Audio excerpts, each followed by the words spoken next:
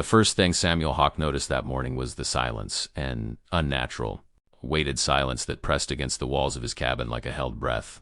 Then came the thundering vibration under the ground, so faint yet unmistakable, like distant drums rolling over the desert. He stepped onto his porch with a mug of stale coffee in his hand, and froze.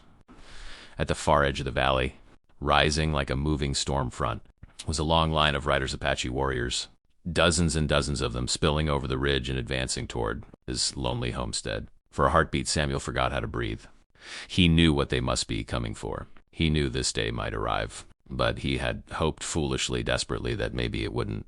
The previous week, he had found 2 young Apache girls collapsed in the sand, barely conscious, their canteens empty, their horses gone. He didn't ask how they got there. He didn't ask why they ran. He simply carried them inside, gave them water, wrapped them in blankets, and fed them until strength returned to their small, trembling bodies. They barely spoke English. He barely spoke Apache. But fear needed no translation. Gratitude didn't either. They left the next dawn, whispering only one word he could understand, thank you, before disappearing into the rising sun. Samuel thought that was the end of it. He was wrong. By noon that day, the entire horizon was dark with riders. They encircled his cabin with practiced precision and iron ring of horses, bows, rifles, and stone-eyed warriors who never once broke their stern expressions. At their head was a towering man with braided black hair streaked with years, his stare sharp enough to cut stone. This was Chief Nanton, leader of the Thunder Mesa Apache, man whose name traveled across territories like a storm warning. Samuel stood still, hands open, heart pounding against his ribs like a trapped animal. He expected an accusation. He expected punishment. He expected death. What he did not expect was silence. The warriors halted. No one aimed a rifle. No one yelled a threat. They simply surrounded him with the stillness of a mountain before an avalanche. Then the chief dismounted. He walked toward Samuel slowly, each step deliberate, his gaze unreadable.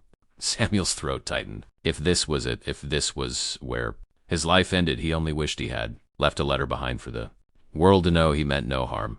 But instead of reaching for a weapon, the chief placed a hand on his chest, closed his eyes, and bowed his head. You saved my daughters, he said, his English thick but steady. Their lives are the breath of my people, and you returned their breath to them. Samuel blinked in disbelief. The words punched the air from his lungs. Before he could respond, the chief raised his hands. Every warrior dismounted as well, bowed their heads, and crossed their arms over their chests, a gesture of the highest honor in their tradition. You honored us. Now we honor you, Samuel. His chest tightened with a rush of relief and emotion. He had known kindness from settlers, from travelers, even from strangers in towns he passed. But this solemn, sweeping gesture felt like something ancient and sacred, something carved from the bones of the land itself. The chief stepped closer. My daughters told me you gave them your bed, your food, even the last of your water. A faint smile cracked through his stern exterior. A man who gives water in the desert gives life. Samuel swallowed. I couldn't leave them there. No father should lose his children. A shadow flickered in the chief's eyes. Pain, regret, and pride all tangled into one. You speak like a man who knows loss. Samuel nodded softly. My wife, my boy, fever took them 2 winters ago. The chief's expression softened, not with pity, but with understanding. We cannot return what the spirits took, he said. But we can give you something in return, friendship, protection, and the right to walk our lands without fear. Samuel lowered his gaze, overwhelmed. He had lived the past 2 years, with nothing but loneliness echoing inside his cabin.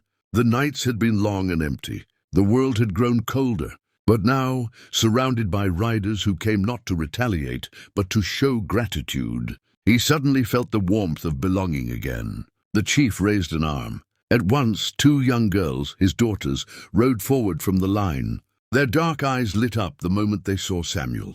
They rushed to him, speaking quickly in Apache, pointing to the bandages on their arms that he had wrapped, the water gourd he had given them, the blanket still tied to one of their saddles. They were smiling, bright and free, as if they'd come home from a journey they were never sure they'd survive. Samuel didn't understand their words, but he understood their joy. The chief spoke again. From this day, you are under our protection. If danger comes, we stand with you. If hunger comes, we feed you. And if sorrow returns, you do not face it alone. The ring of warriors answered with a unified thump of their spears against the earth, sending vibrations through the ground and through Samuel's bones. He had never been so humbled in his life. The chief extended his hand, an offer of peace, far stronger than any treaty written on paper.